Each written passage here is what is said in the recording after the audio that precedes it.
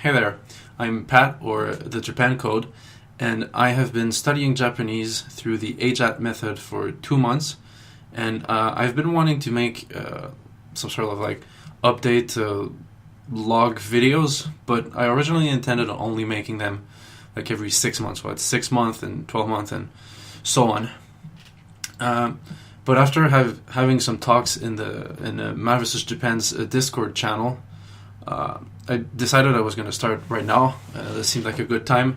Do it at 2 months and so on. Not necessarily every 2 months, but just starting early on in the process. The main reason I wanted to make videos is not really to log my progress. Obviously, that's a good reason, and that is a reason, but it's not my main reason. The main reason was because before AJATting, I was looking for videos showing people's progress and just people talking about AJATT. And as most of you probably know, there isn't all that many. And there was obviously Matt's videos.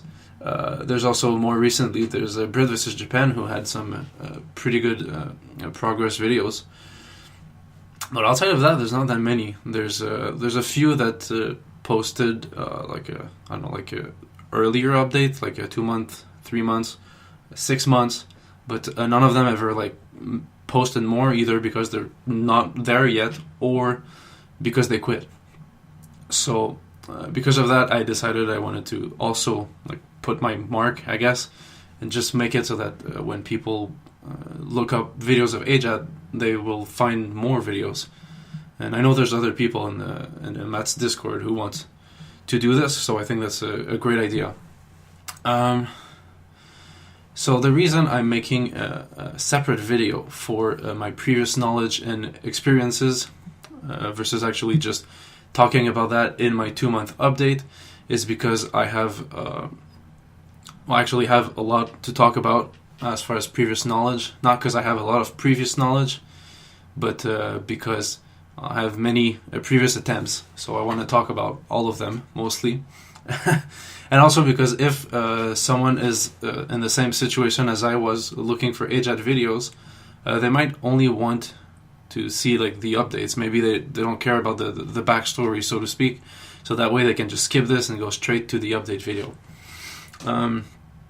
I think that's about it. So, but before I even get into learning Japanese, I've got to talk about how I learned English, because as you can tell, English is not my native language, but I'd like to think I'm at a pretty high level, especially with writing. Not so much speaking, but you will understand why pretty soon, actually. I'm looking this way because on my screen I have some bullet points and notes, because I don't want to forget important things.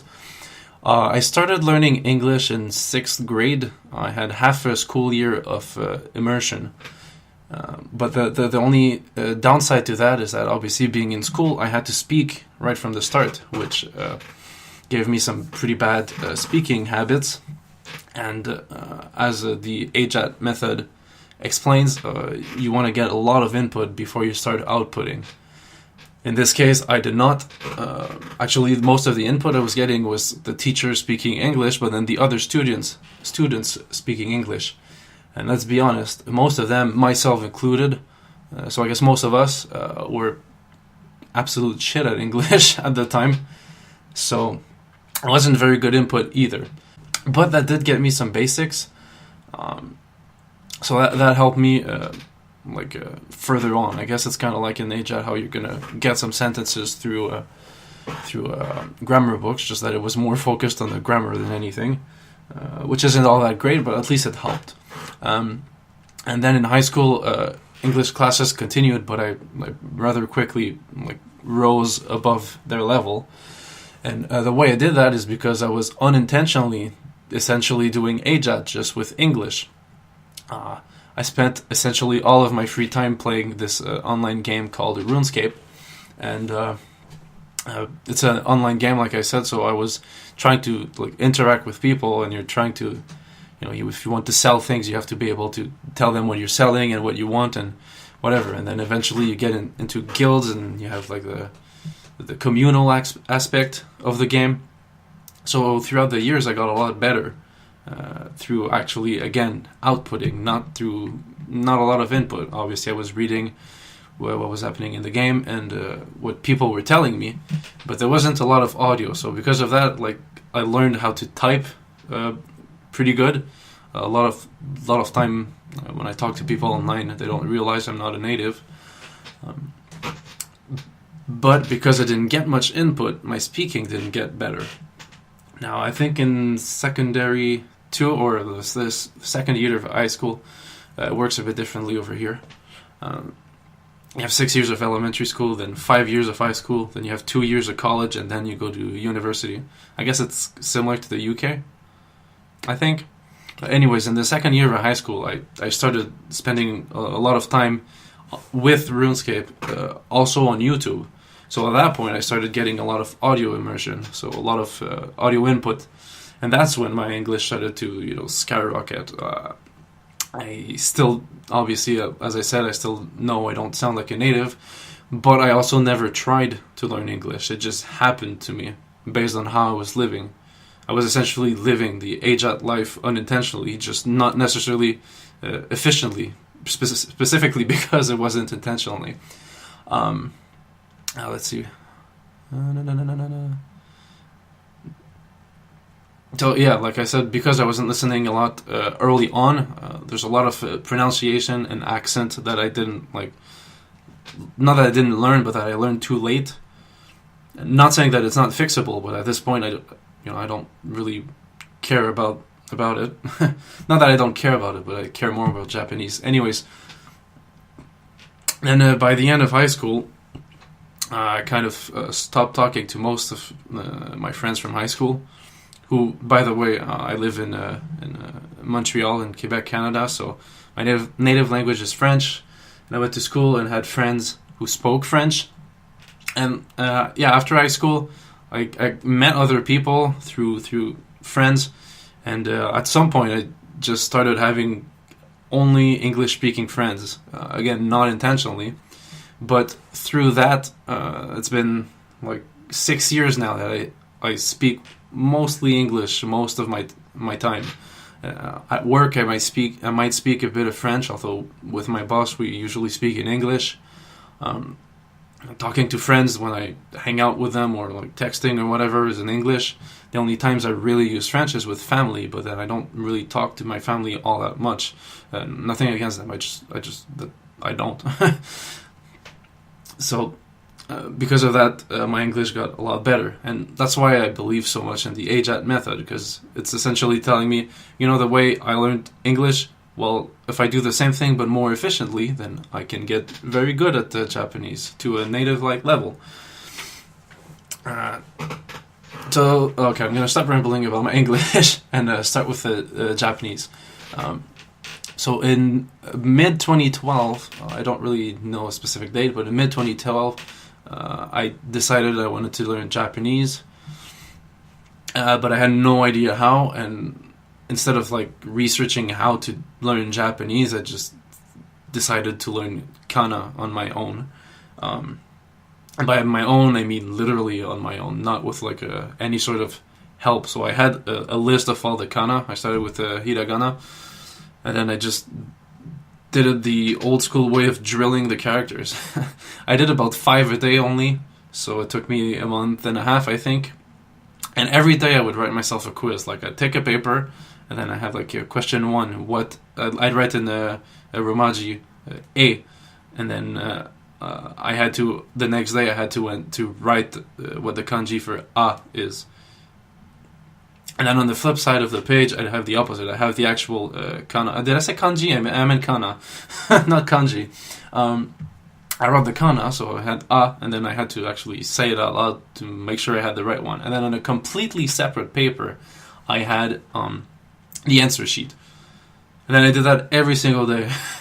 So that was kind of like a very bad SRS in a way. And for those who don't know what an SRS is, it's a space repetition system. The most popular one would be Anki, which is essentially a flashcard program, but instead of like reviewing every flashcard every single day, it calculates when you need to see it again before you forget. Anyways, this isn't an Anki guide video. So yeah, I learned kana after a month and a half, and then I started working at Walmart, and I quit. Like, I didn't even think about it. I quit. I quit Japanese. Like, no time. Quit. Also, I didn't know how to go any further. So then, in early 2013, that's when I first originally found AJATT. I tried doing remembering the kanji, but I quit after about 400 kanji, and I also was not doing any sort of immersion during that time. So clearly, you've got the goal of AJATT, and then my mind just completely missed it. Completely missed it. So I quit after about, I don't know, a month and a half maybe again. Then later on in 2013, that's when I found a JLUP, Japanese Level Up. And it's kind of the same as AJATT, which AJATT is all Japanese all the time. I forgot to mention that. But the difference is that AJATT, like the mentality is you strive to immerse yourself every single second that you possibly can. Whereas in JLUP, I don't know if it's JLUP or JALUP. Like, I personally say JALUP usually, but now it's coming out as JLUP, so I don't know. The mentality is more like, the more you do, the best it is, but as long as you do a little bit every day, that's what really matters. Because of that, I was like, oh, that's a lot less intense and more doable, so maybe I can do it now with this method. So the creator of JLUP made a mod of the Remembering the Kanji deck, which he took Remembering the Kanji 1 and 2, which both together are about 3,000 kanji, and he removed every kanji that he thought was unnecessary to learn, which reduced it to 1,900 kanji. So, like I said, I took that deck and I started doing the kanji that way in about mid-2013, and actually managed to go through all of it somehow. And then after I finished that, I even went through Genki, the Genki textbook, and not like to actually use the textbook, but to take the sentences from the textbook and learn those. So I learned about 400 to 500 sentences. At that point, I still had not really immersed properly, again because of that mentality thing. It's very easy to go into the mindset of, instead of being like, I'll do as much as I can, it'll be like, I'll do as little as I can. So for me at that time, if I studied, if I watched, let's say, a 2 anime episode without subtitles in a day and read about 20 pages of manga, I was like, oh, that's great, I immersed for today, I'm golden, which obviously is not the case. Also, I listened to I listened to music in the bus on my way to work, and that was like the limit of my immersion. So that didn't go well. But when I reached the 400 to 500 sentence point, it was in early 2014. I was actually getting ready to go on a trip to Japan, my first trip and my only one to date. And I decided to stop doing sentences so I could, like new sentences, and focus on reviews, so that during my trip I would have less reviews. Then I went to Japan. It was great. Actually, now that I think about it, I left on March 10, which is exactly 4 years ago, March 10, 2014. I came back on March 27, and a couple days later I had some sort of like, I don't know how to call it, I guess some sort of existential crisis, you could say, and I quit completely Japanese again. I didn't quit only Japanese, I quit a bunch of things actually, like just about anything I was doing. Oh, that's one thing I forgot to mention. During that time of doing JLUP, I was also trying to make Let's Play videos, so obviously that was not going very well with immersing. I also played guitar. I had played guitar for, I don't know, 6 to 8 years at that point. So when I say that when I came back from Japan, I quit like just about everything, I'm talking about that. I quit doing Let's Plays, I quit playing guitar, and I quit learning Japanese.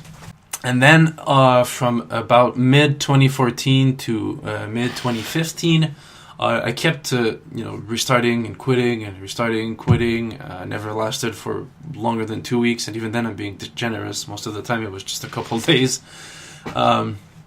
essentially I was doing what Katsumoto, the writer of AJATT, calls being a 3-day monk. I think that's what he calls it. But personally, I call it being a serial restarter. And the reason I call it that is because I wasn't just like quitting and coming back. I was quitting and restarting. So I'd be like too scared of the avalanche of reviews waiting for me, so I just delete them all and restart from scratch, which was absolutely stupid, but it is what it is, right? I can't change the past. But that was very stupid, and that's what I was doing.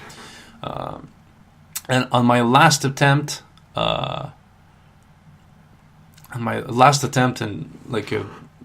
in early to mid 2015, I was actually at that point using the actual JLab decks, because the guy had created his own decks, so you could instead of creating your own cards, you could just use his decks, which were in I+1 order, and then using those decks. And another thing, at that point I started doing kanji on the side at the same time as sentences, because at that point I was convinced that I hated kanji, even though it was because of how I was doing things. But I was doing, I got to the point of being at 600 kanji and 600 sentences. And also, all throughout this time, I wasn't being consistent with my reviews either. There would be days I'd do nothing, then days all I do is catch up and no new cards, and it was pretty horrible. So yeah, when I got to 600 kanji and 600 sentences, I quit once again. I think at that point, I had probably had 4 or 5 main attempts with 2, 3, or even 4 little sprinkled oh yeah, I'm gonna learn, and then 3 days later I quit again. Where am I? Right, so after I quit that time, I realized every time I just felt guilty, and I felt like I had to come back, because I was people know I'm learning Japanese and that's what they expect from me, and now it's been 3 years and I still haven't made any progress because I keep quitting. So then I'd come back and quit and come back and quit. I'd mostly be coming back because of the guilt and feeling like I had to come back and learn Japanese. So that's at the point where I thought about it really hard, and I decided that I didn't actually want to learn Japanese. I wanted, like I said, I just felt guilty and felt like I had to learn it. So I took the decision, a proper decision, that I was going to quit learning Japanese, and made it official and everything. So by doing that, it actually removed a huge weight off of my shoulders, because I didn't always feel guilty. Constantly feeling guilty is definitely not very good for the mental health. And doing that actually allowed me to start working on myself, to bettering myself, and also just being in a better mental place and a physical place also. So after that, from between mid 2015 all the way till late 2017, so for a bit over 2 years, I for real had quit Japanese, and as far as I was concerned in my mind, I was never going to come back to it. And during that time, I actually did manage to work on myself quite a lot. I learned a lot about discipline and habits, and how to build habits properly, not to do too much at once, and to have to do it every day for a few weeks before it actually sets in as a habit. I moved out of my mom's house in early 2016, I think. Yeah, early 2016. I lived in an apartment with friends, and then after about a year and a half, I ended up moving out on my own, which was actually a great thing, because as much as moving out from my mom's house to living with friends was great, it didn't let me be independent fully, and I was always depending on others for a lot of things. And I didn't learn to do things by myself. So by moving out on my own, it kind of forced me in a situation where I had to learn to do all these things that I had never done before, because I was relying on other people to do them. And this could have gone 2 ways. It could have gone completely horribly, and it could have crashed to the ground essentially, or it could have gone the way that it actually did go, and it taught me a lot about myself, and also learned how to be independent. At this point, I don't have any sort of trouble living alone, and of course, being alone has never been a problem with me. It was just living alone that would have been hard, because I didn't know how to do anything. Another thing that was very good during these a little bit over 2 years, is that I lost a lot of weight. At first, I actually gained a lot of weight, because for a while I wasn't working, and I was just sitting on my computer, watching videos or gaming or whatever, and eating a lot. So in October 2016, I was probably at my heaviest at about 300 pounds or 136 kilograms. Now, a year and almost a half later, I am 235 pounds, 106 kilogram. So all that weight gone is definitely good for my physical health and also mental health. Helps with the confidence, and I think you all know the benefits of losing weight. I also cook my food most of the time, and I do meal prep on the weekend. I get all of my food ready for the week, so during the week I don't have to worry about cooking. I even got a crock pot to help me make food when I'm feeling very lazy, which is quite often. Although I do still have trouble with resisting eating out. If I start craving eating out, I'm gonna have a hard time not doing it. Chances are I will do it. I also still have trouble controlling my binge eating. But on the flip side, if I hadn't managed to reduce both of these things, I wouldn't have lost the weight. So I've definitely made a lot of progress.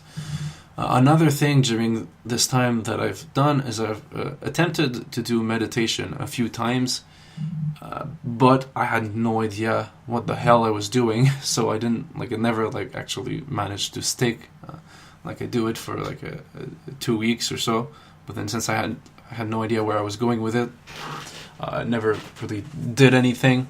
But what it did do is that it opened my mind a little bit to meditation. I was more open-minded to the idea of meditation.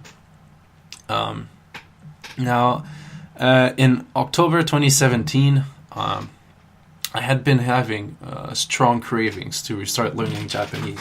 Now, as far as I was concerned, I was never going to come back to Japanese, so when they started popping up, I just repressed them. But in October, they started being really strong, and I actually ended up deciding to restart learning Japanese in October. It was very late October, but so I guess you could say November, but in late October.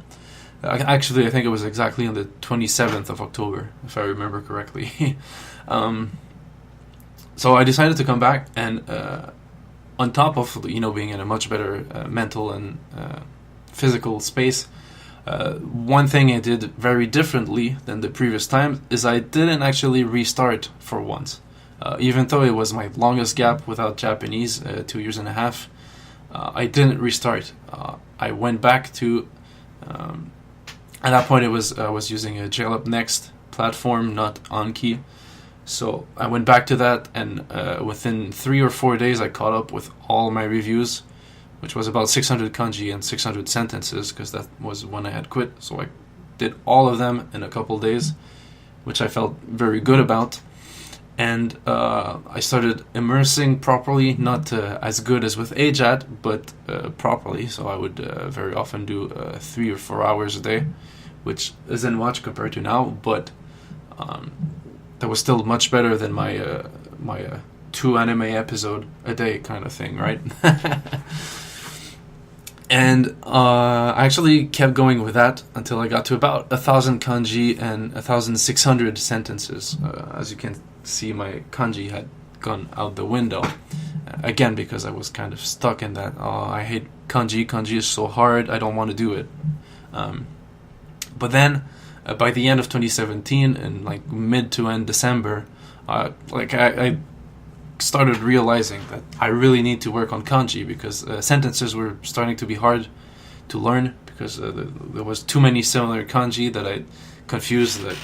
But that if you know the kanji, they're not really similar. If you know the radicals and stuff, but not knowing them, I was confusing words that were not like the same whatsoever. I just saw like a general shape, not the actual kanji. So I decided I was gonna stop doing sentences altogether, including reviews, and focus strictly on kanji.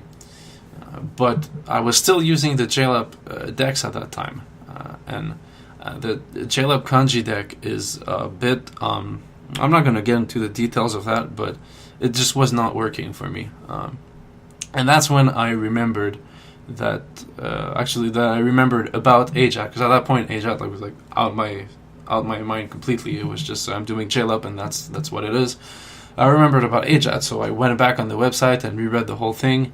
Then I also remembered about Matt vs. Japan's videos, because I had seen them in the past. I rewatched all of his videos. Then I decided to support him on Patreon so I could get access to his Discord and talk to him and a bunch of other people in there. And that's when I decided that I was going to make the jump and stop stop JLab completely and switch to AJATT, because it's a much more efficient method when your goal is to get to a native-like level. Again, I'm not going to get into details as to why.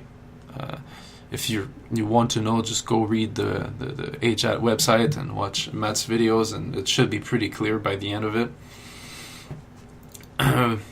But yeah, so that was on January 9th. So on January 10th is when I started my AJATT journey, which was exactly 2 months ago. Let me just quickly check if I forgot something. I'm pretty sure I did. Actually, I did forget something. Before deciding to quit JLab and AJATT, like having those talks with Matt and the other people in the Discord made me realize 3 things, actually. The first thing it made me realize is something I've kind of mentioned before, but at the time I didn't really think.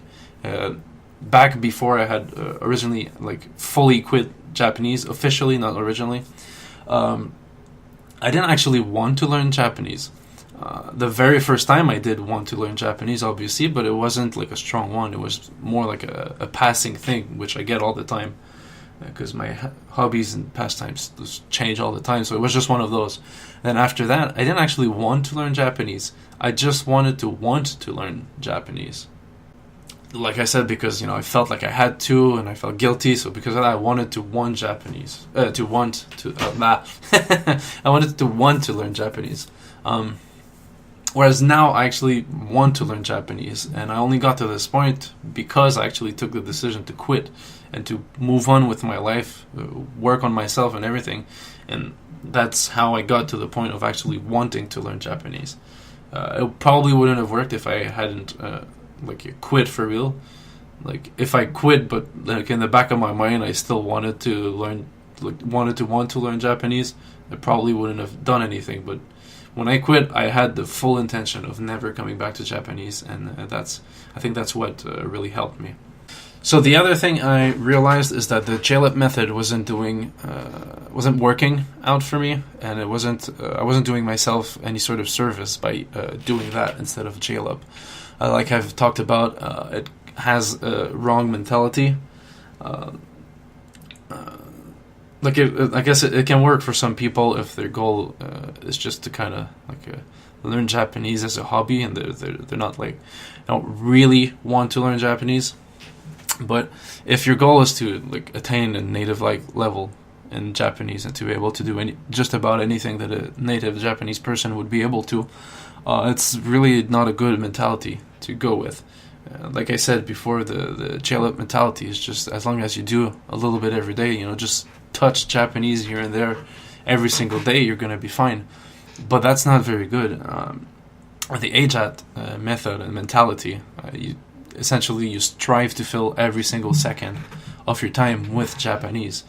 Even right now, as you can see, I have my Immersion headphones on, so I can at least get some Japanese while doing this. Actually, I'm using this little MP3 player that I just got today. So it was very cheap, so it's very great. So yeah, I realized that the JLab method was just not going to get me what I wanted. Also, the method itself is less efficient. A kanji deck doesn't work as well as remembering the kanji does. It doesn't even talk about particles and radicals. And it doesn't use mnemonics. And it kind of does, but not really. So because of that, it made it harder to learn kanji, and it's more made to do on the side of sentences, not on its own, before sentences. Whereas with remembering the kanji, like Matt puts it, it creates that mental dictionary entry so that you can later fill everything up within that entry, which is a lot more efficient because it makes it easier to learn, vocab or sentences, I should say, not vocab, and to just fill in the blank essentially. And learning all of that before starting learning sentences makes it a lot easier and smooth, I guess, to learn the actual sentences. So on the whole, when you see the big picture, it's a lot more efficient to start with that. So that's why I decided to quit JLab and start using AJATT. And the third thing I realized, which is a little callback to something I mentioned earlier, is that meditation is a great tool, not just for language learning, but also just for life in general. As you progress, I guess, on your path of meditation, it helps you have a better attention span, a better focus and concentration, which I think is pretty obvious how that would help with language learning. But as a whole, it's just gonna make you a happier person. The only thing is you have to have a proper plan. If you just okay, I'm gonna meditate, and then you just sit down and you don't know what you're doing, it's not gonna do a whole lot. And so Matt recommended the book The Mind Illuminated. So I looked it up quickly online, and it looked really good. So I ended up buying it, read through it, not the whole thing, but at least for the beginning. It essentially just it cuts down the meditation path into stages. You have stage 1, 2, 3, blah blah blah, up to 10. And by identifying which stage you're in, then you can use the proper sort of practice to practice your meditation skill.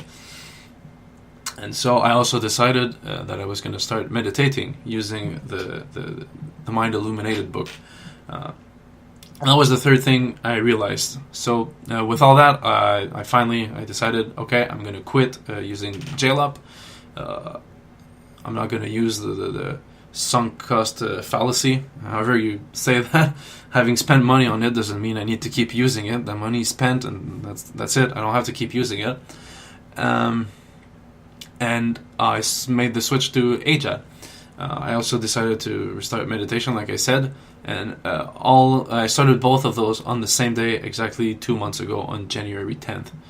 So yeah, when starting AJATT, like I've been saying, I had some past knowledge. I understand, I'd say, maybe about 500 to 750 words, which isn't a whole lot, but it's enough to make immersion a lot more enjoyable during this kanji phase. Because as I immerse most people in doing the kanji phase, if they don't have any sort of previous knowledge, they just essentially understand nothing, and maybe throughout it they'll catch a few words here and there. But for me, at least, I understand enough words to find it more enjoyable, and not just in I'm watching a shonen and there's a battle and it's interesting, but also that I'll catch a word here and there, and I'll even full sentences sometimes, very rarely, but sometimes, and that makes it pretty motivating, I guess you could say. It's oh shit, I just understood the sentence. I know what's going on, kind of. So because of that, it's making it really fun to immerse.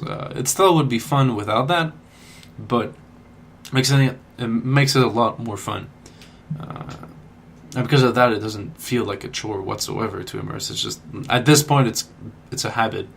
Immersing is a habit, and I feel bad, not like a guilty, but bad I miss I miss it. If I don't immerse, I'm going to miss it. So I immerse because that's what I love to do at the moment. And also there was about 300 kanji that I knew well, but the rest has all been forgotten. And at most, I could see it and be like, I'm kind of familiar with that word, but I don't remember how it's read or what it means or something like that. So that's about it for my past experiences. This video is way longer than... I want to say it's way longer than I anticipated, but I know I tend to ramble, and there was a lot to talk about, so in that sense it's not longer than expected, but it's definitely longer than it should have been. So like I said, in this video I'm going to talk only about my previous experiences, and in the other video I will actually go on into my 2-month update of AJATT. So hopefully this was somehow not entertaining, I guess, but more like that it helps you like know how I was going into AJATT. So when you watch my updates, you'll know a little bit more about the sort of I guess struggles that I go through and what actually goes easily. You'll like understand a little bit more. So yeah, that's it. Hopefully I will see you next time. Bye.